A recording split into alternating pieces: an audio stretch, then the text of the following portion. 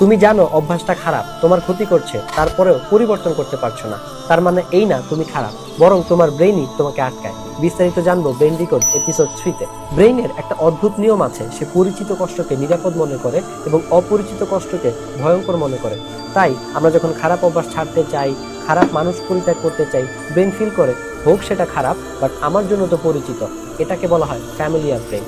তাই আমরা ওই খারাপ জিনিসগুলো ছাড়তে পারি না। 1970-80 দশকের এক গবেষণায় ড্যানিয়েল কাহনেমান এবং আমোস তাবারস্কি দেখালেন মানুষ লসকে গেইনের চেয়ে বেশি ভয় পায়, অর্থাৎ প্রাপ্তির থেকে মানুষের হারানোর ভয় বেশি। তাই আমরা যখন খারাপ অভ্যাস পরিবর্তন করার চেষ্টা করি বা খারাপ সিচুয়েশন পরিবর্তন করতে চাই, তখন ব্রেইন ফিল করে সে তার কমফোর্ট জোনটাকে হারিয়ে ফেলবে, তাই সে আমাদেরকে বাধা দেয়। ব্রেইনের এফএমআরআই কেন দেখা যায় মানুষ যখন পরিচিত কষ্টে থাকে তখন তার অ্যামিগডালা শান্ত থাকে, আর যখন সে খারাপ অভ্যাস পরিবর্তন করতে চায় বা পরিবর্তনের সিদ্ধান্ত নেয় তখন অ্যামিগডালা এবং ইনসুলা অ্যালার্ট হয়ে যায়, ফলশ্রুতিতে ইমোশনের পরিমাণ বেশি বেড়ে যায় এবং সেটা লজিক্যাল ব্রেনকে বিট করে ফেলে। আর তাই আমরা খারাপ অভ্যাস পরিবর্তন করতে পারি না। ব্রেইন পরিবর্তনকে ভয় পায় না, অচেনা কষ্টকে ভয় পায়। Follow us for more neuroscience lesson.